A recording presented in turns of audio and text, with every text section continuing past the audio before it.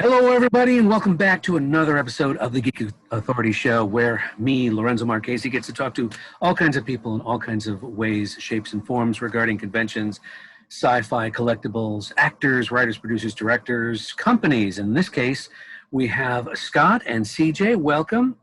Hello. Hello. Hey, who represent a podcast that they've just started called Theater, and you can follow them on Twitter and Instagram. And basically tell us how the podcast came about and what the Theater is. Shall I start? Yeah, do it, Scott. So CJ and I, along with our third compatriot, Bailey Burcham, who couldn't join us this morning. Hi, Bailey. Hi, Bailey. We're all members of the Sacred Fools Theater Company in Los Angeles. And CJ and I have known each other for over a decade now. Bailey's pretty new. But we all just hit it off, and we would often have late night post-rehearsal, post-show drunken conversations about things. And that evolved into, hey, we should do a podcast where we talk about theater stuff. And then the pandemic hit, and we found ourselves with a bunch of time, and basically created this podcast, Theater. That's Theater, THEATRE, followed by THEATER. The distinction, especially for Bailey, is very clear. Theater, RE. Right. Hey, that's it. I didn't even catch that when I saw it. Yeah. In the words. Yeah. Okay. Yeah. So the RE is the art, the ER is the building. Right? Is that right, CJ? Yes, that is right. To give you a little bit more detail, I met Bailey, both Scott and I. Scott was executive producer, and I was producing Serial Killers. It's the late night show at Fools that supports new scripts and new works. And Bailey actually came in and was writing, not this season, but last season. And we became friends. He wrote some stuff that won 3 Guys, 1 Groupon. He had another one called Basil and Dick that was successful. And yeah, it's just been nights of drunken conversations, talking shit about theater, and all 3 of us love podcasts. So like, this has been really fun for me, especially considering the situation we're in right now. This is like something I've always wanted to do, but like Bailey, I think was the catalyst too of like, hey guys, let's do this. We have time now. Let's do this. So I'm curious. Did it start out as a let's just sit and talk? Or do you theme every podcast, or is it, kind of randomly? How do you do it? Yeah, I mean, the idea is that we were going to be 3 theater nerds just talking about theater, and we decided to aim specifically at playwrights and then specific plays per show on those playwrights. So, like we did a pilot episode where we did Neil Simon. We figured, there's an American classic, we can all do it. And then a million plays. Yeah, and we read like a lot. Like I think I hit 15. I think I read 15. CJ clicked almost 30. I mean, he has got over 30 plays over the course of his career. And then we kind of by reading, are you saying performing, or are you just reading the script? Well, we're reading the scripts individually and then discussing them, and then as any of the 3 of us have experiences, whether we've been involved in a production or just seen productions, then we'll digress and sort of talk about that. Like, oh man, I saw a really shitty production of The Odd Couple at this community theater in Poughkeepsie when I was 19, and that kind of thing. Do you talk about like the movies that were made from his play? We did a special. We did talk about his movies as we did the episode. But then we just finished a special series on movies that were adapted from plays. And that was a 3-part series. And there's thousands of them, so we had to narrow it down. Only get talk about, Wow. yeah, so we did six big ones that we liked, and we'll circle back to that in the future. But so it's generally each episode is a discussion of a playwright and then his plays, and then it's just sort of our reaction to it. We'll often have drinking themes. We'll often start drinking whiskey at the beginning of an episode and see where it goes from there. So No, you guys are off camera. Are you talking? It's just the voice, right? it's just voice. Yeah, we're using, obviously we're social distancing right now, so we're using Zoom to do that.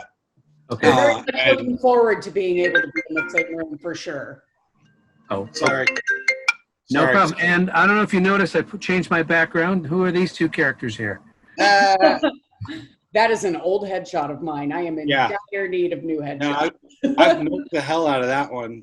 Good one. This is, what do you call that look there, Scott? What kind It's shocked. This is doing goofy, whatever the goofy play is. Your character shot.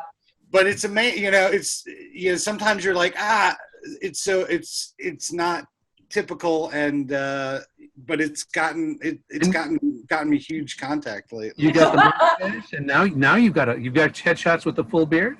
No, not yet. I'm waiting. There's not a big. If I get called in for stuff, I'm willing to shave. So. Look like you've been sitting in quarantine for a couple. Right, exactly.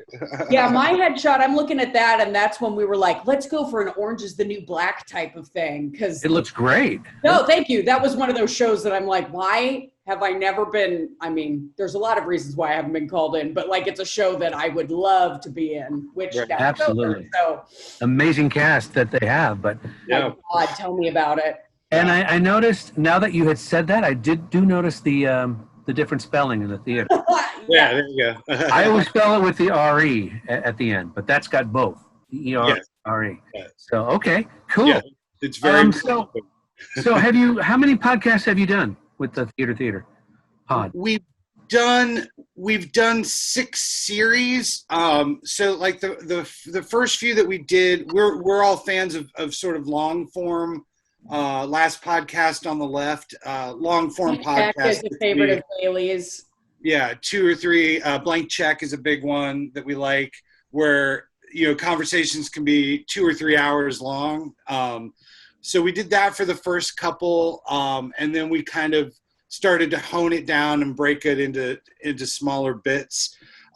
So we're getting ready. For example, we're getting ready to do Chekhov as our next episode and talk about Really? the works of Chekhov. Wow. Which will be a vodka inspired episode. God, I'm And, so excited about that episode. Yeah, right. And then, but that'll inevitably probably be at least probably three individual hour-long episodes that will make up that series, if you will. So, And I feel like we're still kind of trying to find our sea legs with this. I mean, like the podcast that I love that I've listened to every single episode on, the first several, you can tell that they're still they're figuring out their rhythm, but they're also kind of figuring out how they want to do it and how they want to frame it. And that's because our first, 5 episodes or something are, Durang was short. I don't know. It doesn't matter. Our first handful of episodes are just long episodes, 2 hours, 2.5 hours. And then particularly when we got to this last one, Plays It or Movies, they're just hours, bite size. And we can release more material over a period of time as opposed to like, it's the first of the month. Here's an enormous podcast for you to listen to. So we're still figuring out. So people who want to listen to what you've done, where do they go? Where do they find you? The past. Anywhere you look. Yeah, anywhere you can get a podcast. Apple, Spotify. We're on Spotify, Apple Podcasts, just Theater Pod. And then all the individual episodes will be listed there, and you can listen to them there. Cool. We'll make sure we get you all of our information for Instagram and Twitter and Facebook and stuff. Absolutely, because I want to put it below and people can click and share. That'd be awesome. Awesome. I know. Ever since the pandemic, it's kind of like Zoom has boomed. Zoom boom. Zoom room. I almost said that, but you did. So how? Because you're both involved with also the Sacred Fools Theater, and I'm going to do a quick. Hold on one sec. I want to do a quick share here. There it is. I found it easier to do this. This is the actual Sacred Fools website. Yeah. Correct. Yeah. When theater was live and theater was open, and you sit in a chair and enjoy an escapism kind of fun adventure, comedy, drama, whatever. But tell us about Sacred Fools. How did you both get involved? And Oh wow! Well, Sacred Fools was established in '97, I think. I think That's right there. right there. Oh, hey, yeah! Wow. I started dipping my toe in. They had a late night show called Crime Scene way back in the early 2000s. That was kind of Saturday night sketch comedy, storytelling kind of thing. And then I think I became a member in 2008 by doing a lot of late night stuff. CJ mentioned Serial Killers, which is sort of our late night Saturday night comedy show, and basically 5 shows enter, 3 shows leave. So on any given Saturday, you'll see 5 episodes from 5 different storylines, and at the end of that, you get to vote on the 3 that you like the most, and hence the audience is the serial killers, if you will. And then I just started doing shows and hanging out there, and then that's where I met CJ. CJ and I were cast. Well, we'd met before, but then we were cast as husband and wife, and then it's been a decade of hell ever since. Feels more like 1,000 years. It does indeed. And you've been married ever since? No. Yes, pretty much. Well, I've been scrolling through, so if you feel free to comment on anything. But how about your involvement, CJ? I graduated from college and then came out here almost 3 months later, and I kind of there was a gal, actually, she just wrote Stoneface, which you just scrolled past. Hey, there's Scott. that's me. Vanessa actually went to my theater conservatory, Webster University. And when I first moved out here, she was like, hey, I'm in this great theater community and a theater company. You should come check it out sometime. And I ended up getting involved with one of her off night shows as like an ASM, and I had like a small walk-on role. And then it went in from there. I've been a member since 2009, 2010, and 2009 was when I did, maybe it was 2009, because I was a member by the time we did Watson. And then I've been in ever since, acting. I've done some producing, a little bit of directing, choreography, stuff like that. But I love Sacred Fools. It's kind of been my substitute for church since I left the church.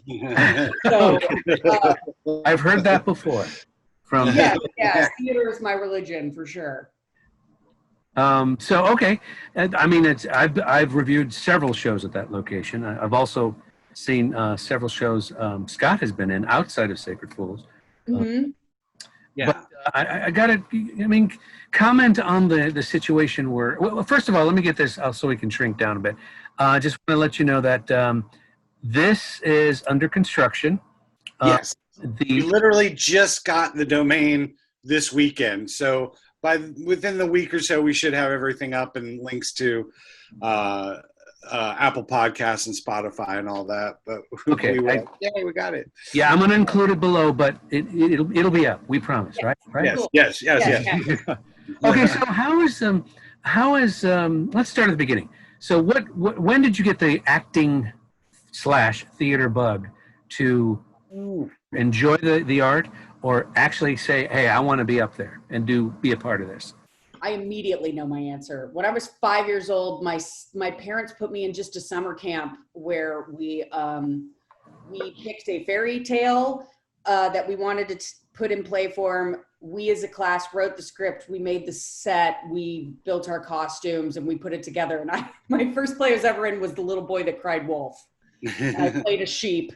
Because, well, it's funny because the teacher asked me if I wanted to play the little boy because I was just one of the loud, crazy kids in the class. And I was like, I don't want to play a boy. And then I quickly realized that it meant that I didn't have a big part at all. So, Wow. that was the first time I ever performed, and I'm from rural Illinois, so it was a lot of community theater, spring musical, in this, like with my high school and stuff. But when I was 7 years old, my parents took me to the Fabulous Fox at St. Louis, and I sat in the fourth row and watched Les Miserables for the first time, and that just was like, Wow. I think that was like seeing that show at that age, that close up, made me think like, this is what I want to do. So, Do you sing and dance as well? yes, I do. Very cool. Yes. I was about to say I try. Yeah, I do. I'd love to hear it. Love to hear it. You mentioned rural. You can say that. Illinois. Whereabouts? About 90 miles northeast of St. Louis. It is a tiny, tiny farming community called Bluffs. There's like 750 people in it. Oh, because I'm from Illinois too. A little tiny. You probably never heard of it. Chicago.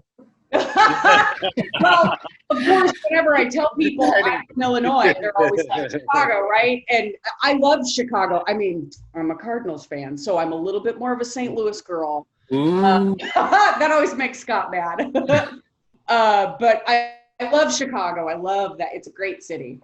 Right. And that's where my first stage production that I saw was, believe it or not, don't laugh, that got myself into the theater interest was a version of The Sound of Music. And I love Sound. That movie is one of my favorites. Julie Andrews is one of my idols. I never knew you could tell a story through song and be enjoyable and move me and make me cry and, learn about Nazis. And I'm like, this is weird. It was, and I think I was like 7 or 8 years old. And I'm like, I just thought it was a safe kind of play to see. But since then, I love Sound. Scott, when did you get the bug? I had it from early on. My parents met in college, and my mother was a theater major at the time, and my dad was a communications major at the time. So I have memories of being a very little kid, very small, like 2 or 3, and sort of being around a theater. And then I just sort of grew up. My parents exposed me to a lot of movies, theaters when we could. I was an Air Force brat, so we lived all around the country and all around the world. So there wasn't always great theater easily accessible. But when there was, we went to see it. And then I was, my dad is a huge movie buff, and my mom is too, but my dad's especially a big movie buff. So that just sort of, it was always ingrained in me. And then, like I said, I moved around a lot. And so when I got into high school, my freshman year of high school, we had just moved to Florida, and I took a drama class, and the day that I started, there was auditions for this sort of reading competition thing. And I was like, might as well, and walked in, and I got it. And then from that point on, I did a lot of high school stuff, but then I did a lot of stuff at the local community college. I did a lot of community theater and that kind of stuff. Not really realizing that that's what I wanted to do until one day my good buddy Doug Laffin, who I have many, many great stories about, Doug Laffin, and I talk like junior, senior year of high school, like driving around, like just hanging out, thinking about what we're going to do for college and that sort of thing. And Doug going, you're going to be an actor. That's what you're going to do. Like it was obvious to him and people around me, but I was like, oh, okay. And so that's kind of, I remember that day very clearly, that was the day that I was fully committed to going and studying. Huh? Was there a production that like CJ blew you away when like she saw Les Mis? Was there one show that said, you know what, this is for me? Yes, I got to see a production of Pippin. Ooh. At the local community college, and I'd always been I'd always liked the show. I was familiar with the show, but I went to go see it, and the guy that was playing Pippin had replaced the lead with 3 days notice. Like, he came in and learned the part in 3 days. Carlos Larkin, who's here in LA, he's a big voiceover He's actor, great. and he's great. And he learned the part in 3 days, and it just blew me away. Like, it just blew me away. The size of it, like, it was in a very big, like, 1,000-seat auditorium, and it was, Wow. and it was just, it wasn't a perfect production at all, but it was just alive, like, all the passion in it. And there was a marvelous man, Donnie Bablitz was his name. He's no longer with us. And he played the lead player in that show, that's the part, like the Ben Vereen lead player part. And It's a great show. It was a great show, and he was amazing in it. And then I got to work with him a couple of years later, and he was just like the kind of like there was a passing of the torch, where I got info about the lingo and theater traditions and all that kind of stuff that was passed on to me by this person who I'd seen, who I didn't know. I knew him from his performance, and I thought that was magical, the handing down of these superstitions and these traditions and all that, the community of theater that you don't have to know people, but when you all come together and you're in the dressing room that first time and you're getting ready to do a show and you all connect, especially that first time when you go on stage for that first ensemble production. Oh yeah, you're just all in it. Roll out. Yeah. I gotta ask, because you guys are theater buffs and actors and so on and so forth. What was your reaction to? I mean, Disney Plus has some great, shows. The Mandalorian, anyway. But what was your reaction to Lin-Manuel releasing Hamilton, probably the hottest play in the world right now, for people to see? I mean, what was your reaction to that? We actually just covered this on our first episode of Plays That Are Movies, because it had just released right before we recorded it. And we were like, well, we have to talk about it. I personally, I really enjoyed it. I like Lin-Manuel as a writer, as a performer. I love Hamilton because it's brought so many people into the theater community that otherwise maybe not would have been in the theater community.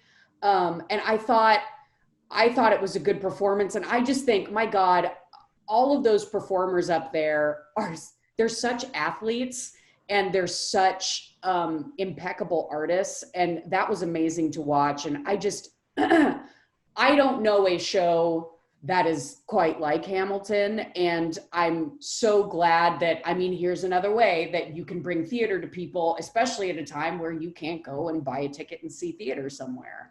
Absolutely. Wow. Yeah.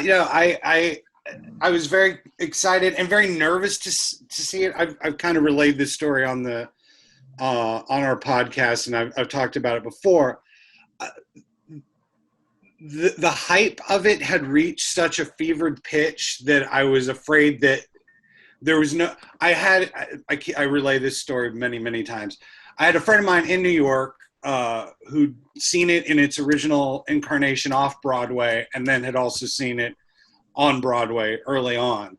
And this person, whom I love dearly, could be described as a hyperbolic music theater person. And the quote that was given to me and stuck with me and stung me was basically, "You'll walk out of the show a different person."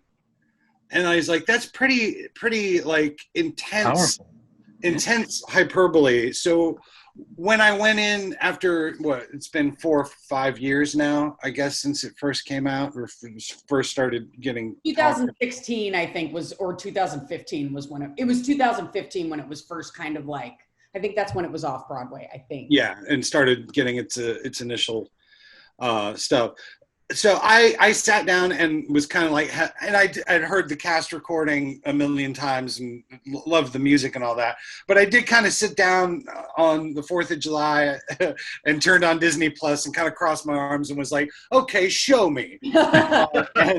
and they did. I mean, I don't think I don't think it's above criticism. There's some loose threads you could pull on and all that, and be critical. And it had some historical criticism about. Sure. Yeah.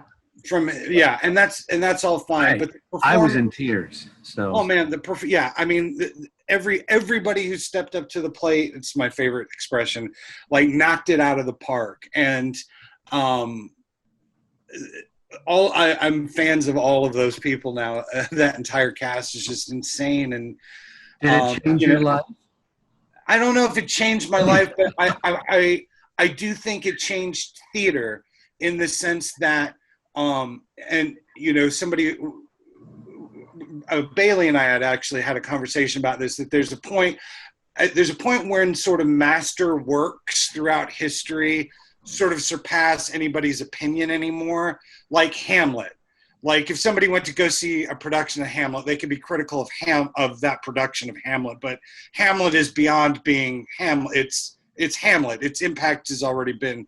So we don't know what the long term of Hamilton will be, but if its legacy is nothing more than if its legacy is that it exposed a diverse group of young people to theater that wouldn't have found theater otherwise, then fantastic.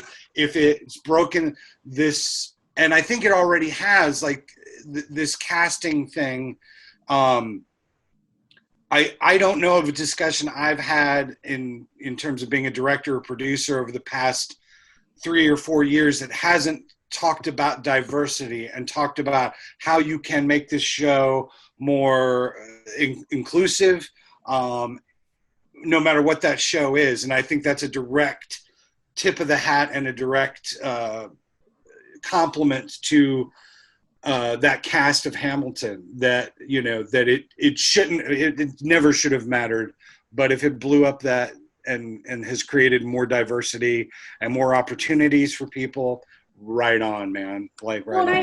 I think that's the beauty of theater too, because like Scott said, the friend that he talked to said it will change your life. I mean, maybe it did change their life. Yeah. I've done some theater that I thought was hot trash, at like the kind of shows that I would not invite my friends to. And then I will walk out of the theater at the end of the night and it'll be anybody, a kid, anybody. They will run up to me and think it was the best thing that they've seen in a long time. And it's cheered them up. It made their day, whatever. And that's what I kind of like about theater, because everyone can have an opinion on it, and it can affect people in completely different ways. And as an actor, especially when I'm in those shows that I label as hot trash, I mean, those are the moments where I'm like, this isn't about me. It's about the connection, and it's about what people get out of it, which is another reason why this podcast is fun, because all of us have the three of us have different opinions on things. Right, but you got to realize it's your performance that brought that reaction to the children or the people. Your something. I don't know. I don't want to do that impression. But it's just that's the beauty of theater, and the beauty of people just having different opinions and things hitting people in different ways. And so that's a nice little segue. Being with Sacred Fools, obviously in March everything kind of shut down. Everybody's told me that there were productions in prep, and obviously you can't do them anymore. What is Sacred Fools doing for the future? I mean, assuming a vaccine is available. Yeah. It's super complicated for us on a couple different levels. We are Sacred Fools is the resident theater company of the Broadwater complex in Hollywood. And so the Broadwater has 4 theaters of varying sizes. And we use all 4 of them throughout the course of a season, but then whatever open spaces there are often rental spaces. In addition to that, there's the Broadwater Plunge, which is the bar also in the same building. The Plunge is its own entity. It is a for-profit company, but then the Broadwater itself and Sacred Fools is a nonprofit. But so what we're seeing now, what we've noticed, and things that we're we're hearing from the rest of the community and friends and all that is that a lot of places, a lot of theater companies have lost their spaces since this all happened. We're in a fortunate situation in terms of the owner of the Broadwater is deeply connected to us and is not going to be kicking us out anytime soon. So I imagine, and this is me speaking, not officially for the company or anything like that, but that you're going to see the Broadwater become a hub, and that we're going to be sharing our space, hopefully with other theater companies. And the next few years are just going to be nuts. And I think you're right. I don't think you're going to really see anything until there's a vaccine. So people feel safe congregating big time. Exactly. You just can't do it. In terms of what Sacred Fools is doing artistically, we've been doing a reprise series where we've been doing some recent shows. We did a play called Waiting for Godot, which was a riff on Waiting for Godot, that we just did a Zoom production of. As we shut down in March, we had just done the opening of our show, Antigone, as told by the Girls of St. Catherine's. They had their opening weekend, and then that was. Then we shut down, and the crazy thing is that the LA Times had come and it sung its praises, and it was this amazing cast of young women and cool script, perfect and really cool, timely script. And so we also did a Zoom reading of that, which went very well. Tomorrow evening, if you check out sacredfools.org, We the People, which is our long-running political action show that we do, where we promote diversity, where we have people write scripts that are sort of, if not politically, at least socially minded. But there'll be a Zoom production of that tomorrow, I think at 7:30 or 8 o'clock. Check the website. Yeah, just so you know, this will air in the future. So Okay. It was a great show. We watched it yesterday. Okay, but you can always check it out because we'll have that going on for a while. Yeah, We the People has actually been our one program that has been kind of keeping up. They've been doing, I can't remember if it's been monthly or if it's been every other month, but they've been continuing to do material regularly. Okay. So they've out of all of them, they've been our one program that's really kind of kept going. Yeah. So they've kind of done the Zoom thing. They've headed toward. They've done Facebook Live, I think. The last one has done some stuff. Yeah. Because I've talked to several producers that have done the Zooming thing, and then one in particular, I don't know if you're familiar with Zombie Joe's Underground Theater. Sure. North Hollywood. He did a whole week of what's called Astroglide, and what they did is had one camera, one performer live every night, and they were streaming it. So another one, and it's Vanessa Stewart and Amir Levy. They had developed a one-man, one-act called Nathan C. Jones, which I believe is still on YouTube. I think and it's a musical, brand new musical about a guy named Nathan C. Jones, and I really enjoyed it, and to a point that it's 45, 50 minutes long. They did it in accordance with the Blank Theater, which is just down the street from Sacred Fools. They did it, I was really impressed. They did it in such a way, and I'm not great at tech stuff, but I was kind of sitting there the whole time, how did they do this? Get it set up the way they did, because it doesn't look like people sitting on Zoom having a reading. It's a full-on filmed, scenes, and it's a long continuous shot that Amir would have to nail the whole time. That's been one of the more interesting things I think I've seen since all of this happened. People just kind of still trying to come up with material, Wow. So what are you guys doing in terms of this lockdown?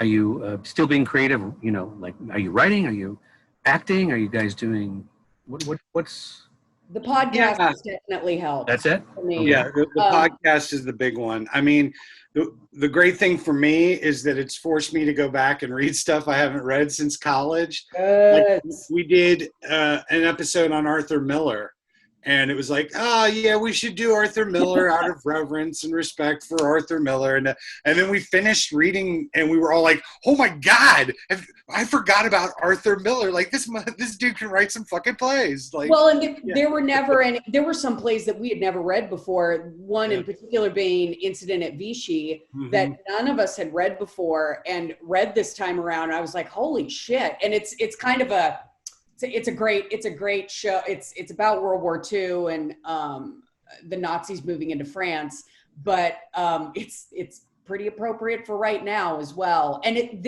on top of that, there's a lot of claustrophobic feeling in it because it's just a group of men in a room waiting to be called in the whole time. And so it's kind of this like isolated claustrophobic feeling just reading it and watching it in the first place, which also works for quarantine.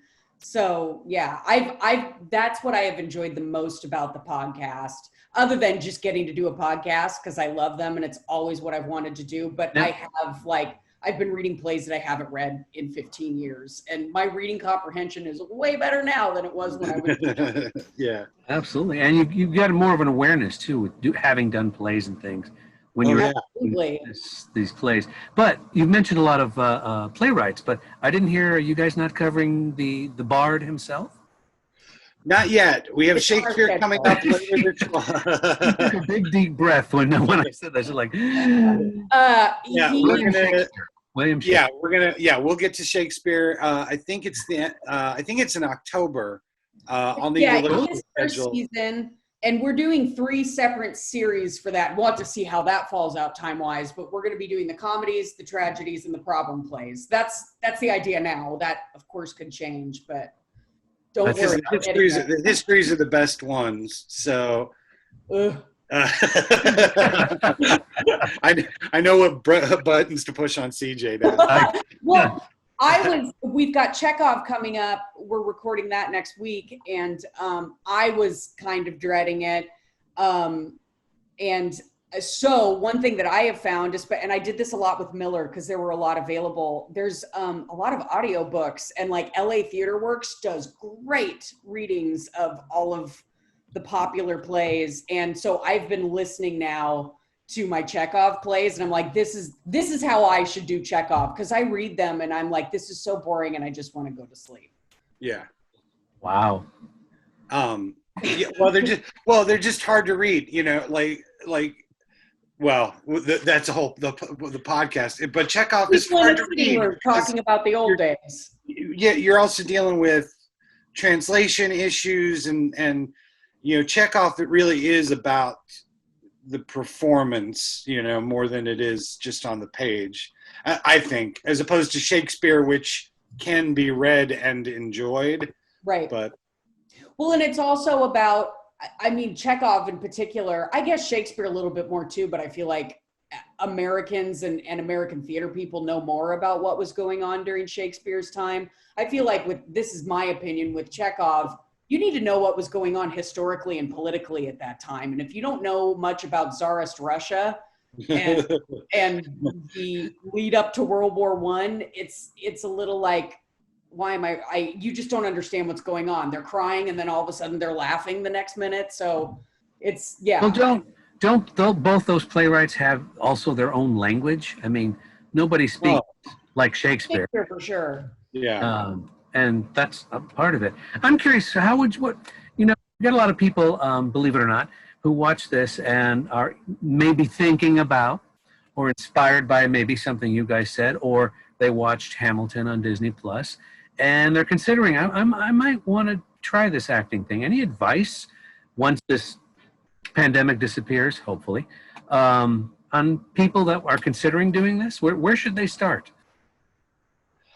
I think you just start. I think you start taking a few classes, taking acting classes. I don't think you can read too many plays. I don't think you can not see too many plays and movies and TV as well. But I'm kind of the school of thought that you just got to kind of roll up your sleeves and dive in. As you see auditions, and you can look at actorsaccess.com is a great resource where you can just see auditions and that sort of thing. And just getting in a room and starting to do a monologue or, just audition for stuff. It's a muscle. So the more you can start to activate that, the better off you'll be. But I recommend just starting to read plays, because what I've noticed is that every playwright has their own voice and their own sort of distinct way of doing things. And so when you can kind of develop the skill to be able to process a new playwright quickly, like, this is how they're working. This is how this script is going to work. And that, again, is just sort of a muscle and a skill, I think, that comes with time. CJ? I'm kind of a technique queen. I went to a theater conservatory, and I will say, going to a conservatory and being ages 19 to 21 and sitting there and not being able to figure out for a while, like, man, they're throwing a lot of stuff at us. I don't get it. This isn't sticking. I don't think I'm very good at acting. And then moving out here and continually keeping busy, doing shows all the time. I mean, working for free a lot, but I love it, so it doesn't matter. Scott's right. It's like going to the gym. You got to work out. It's a muscle. But all of those techniques that I've learned in school have continued to serve me over the years. And whether it's just how to handle a scene or how to memorize a show or how to handle yourself at rehearsal or being professional or being able to roll with the punches. So I just think experience, period. Classes also really, really, really help. Yeah. Wow. Speaking of the audition process, any words of wisdom on that part of it? Because I know a lot of people are like, I've been on 125,000 auditions and haven't gotten the role. I mean, what's my favorite audition advice that I was ever given, and I mean, this is also, we did theater auditions at my school, so it was like 2 monologues, and I know it's a little different when you have to go in and you have to read from a script or something, but my favorite thing that was ever told from me was, you have 1 minute or 2 minutes to play the hell out of this part. So make a choice and play it. Like, you're getting a chance to play this part. It's a short amount of time, but use it. And which would also lead me when I would have to pick out monologues and stuff, I'd pick out stuff that I always wanted to do. So it's like, if anything, I did this monologue once, even if I never get to play Joan of Arc. Wow. Scott, what do you think? Yeah, I think the best advice I ever got was, when you walk into the room, whoever's on the other side of the table have a problem. They need to fill out these parts. You're the solution to their problems. And if you go in with that attitude with, hey, here I am, and I have your problem solved. I think that's the best thing. And then, because I do a lot of directing as well, so I've gotten to be on both sides of the table. And I think that CJ is 100% right. Like, you just got to go in, own it. Balls out. It's got to be, your choices have to be bold. And because, and this is a truism that I heard when I was 16, and it's true now. And that is, it's far easier to pull and turn down an actor than it is to turn them up, in terms of being in the audition room and being a director trying to see what you can do with this actor. So if you go in big and strong and bold, it's easier to pull it back. It's easier to pull it back than to push it. So go big or go home. Yeah. Whoa, you heard it, folks. You heard it. I would kind of want to end this on a little note of information. So I'm going to ask you favorite questions. And give me your short response to, for example, your favorite musical. Oh, God. My favorite musical. The first one that pops up into my head is Last 5 Years. Really? Wow. Yeah. I haven't seen that production. I'm a huge Jason Robert Brown fan. Scott? Yeah, I'll go. I'm going to say 1776 just because it's stuck with me over the years. That's a classic. Yeah, Okay. yeah. Favorite playwright? Sarah Kane. Um, On Scott. Man, it's just hard. I think right now it's August Osage County. Let's. Yeah, Tracy Letts. That's it. Yeah, Tracy Wow. Letts. Because today that'll probably change next week. Okay. Favorite comedy? Oh man. I can say my favorite comedic playwright is Alan Ayckbourn. I haven't read his plays in a long time though, so that might not be. It's like British comedy, like sitcom-y type comedy. Cool. Yeah. Favorite comedy? Man, there's a lot. You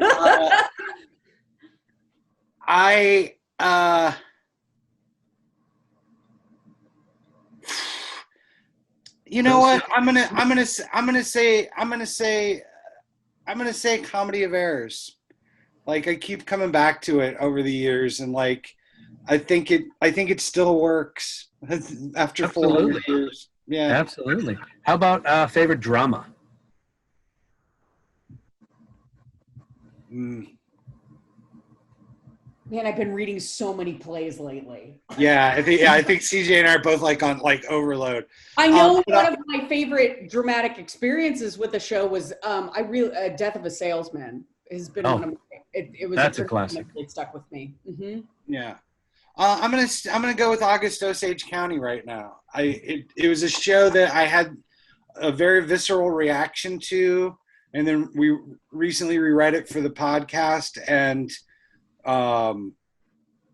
it sticks with me. I think it's when there's a play where you would play any of the characters in it, male, female, or otherwise, whether you're right for them or not, but you would be happy if any director would say, "Hey, you can play any part in this play." Like I would. I'll stick with that. Okay. How about your favorite role you ever performed? Oh man. I love your reaction, CJ.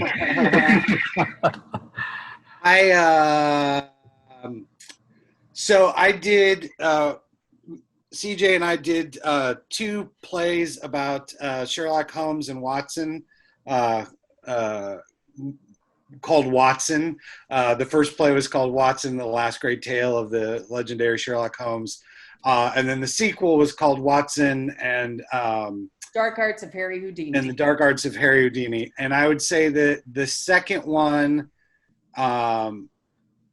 was my favorite acting role. And that was because of the other people in it and where I was as an artist and what I learned from it. And was that at Sacred Fools? That was at Sacred Fools. Yeah, originated in original production. I have 2, and I'll make it fast. And they've both been at Serial Killers. Bailey wrote a show called 3 Guys, 1 Groupon, and it was me and it ended up being 3 of my lady friends. And we were all in drag. We dressed up as men, and we were Midwestern men drinking beer in our front yard. So my character's name in that was Stanimal, and I loved doing that show. And then the other one was another Serial Killers called Stop the Truck. And I was playing a diner waitress named Red. That was written by Joe Jordan, and we would have personal conversations on a weekly basis, and then stuff that I told him would show up in my character the next week. And he wrote that part for me, and I loved playing Red. Wow. Yeah. Last one of these types of questions. Okay. But be honest. Is there a role that you, at some point in the future, would love to play if you were cast in it? Like a role that you feel is you feel that you can just tear apart and make it yours, that you would like to play that you haven't as of yet?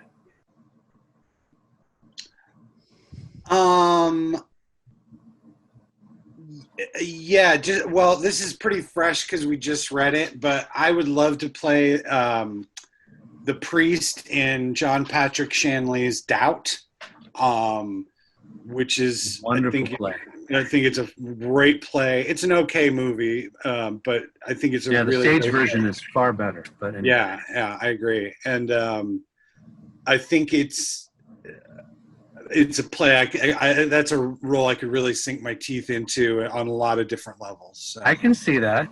There's a lot of layers to that character. A lot of layers to that character. I would love to play, I don't even know if this is his name in the script. It's been a long time since I've read it. I would love to play Henry V. He's got all the best monologues in Shakespeare. I've always wanted to. I've used his monologues for auditions before. But I love that. I got to tell you, I have seen an entire female cast of Hamlet, a version of Hamlet with an entire female cast, and it was amazing. Was that Lady Shakes? Like, was it Los Angeles Lady Shakes? I know they have a. No, it was. I forget the theater. It's by the airport.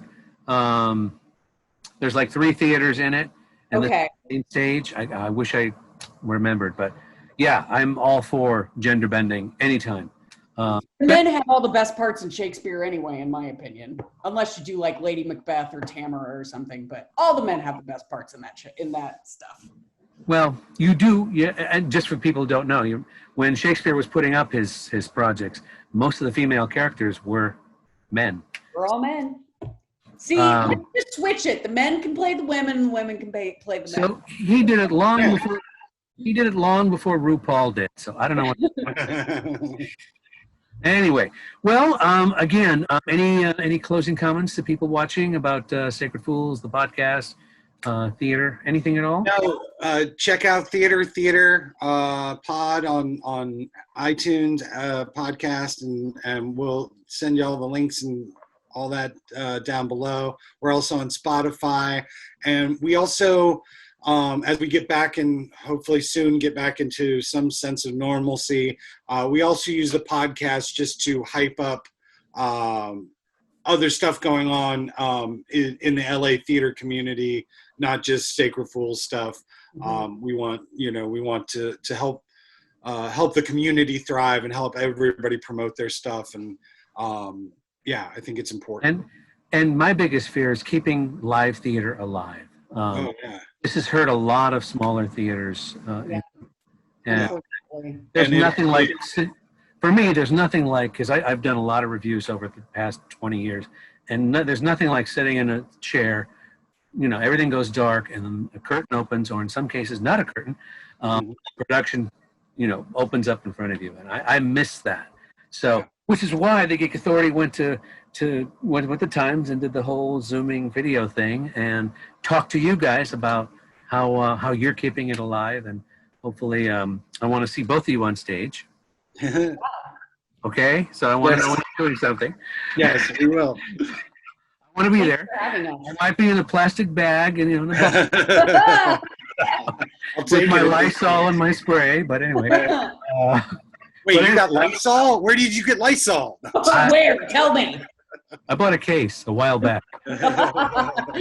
Honestly, people, I have my wipes and stuff, and people are like, where'd you get that? I'm like, I bought it in bulk a while ago. And I'm like, anyway. Thank you so much for CJ, and thank you so much, Scott, for doing this for the Geek Authority. Thank you for having us, and very much. You guys are talented and smart and encouraging, and it's just this is why theater exists. It's because the talent right here, and then their ability to share it and make you have a good time. And so,